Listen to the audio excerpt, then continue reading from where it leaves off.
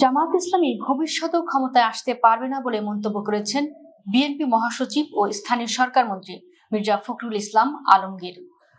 বুধবার 20 মে দুপুরে ঠাকুরগাঁও বিমানবন্দর পরিদর্শন শেষে সংবর্ধনা অনুষ্ঠানে প্রধান অতিথির বক্তব্যে তিনি এ মন্তব্য করেন।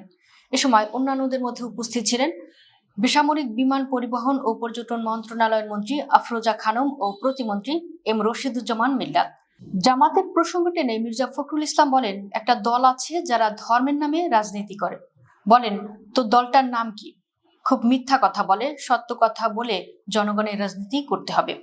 নির্বাচনের আগে তারা বলছে এসে গেছে জামাত ক্ষমতায় এসেছে ক্ষমতায়, তারা ভবিষ্যতেও ক্ষমতায় আসতে পারবে না।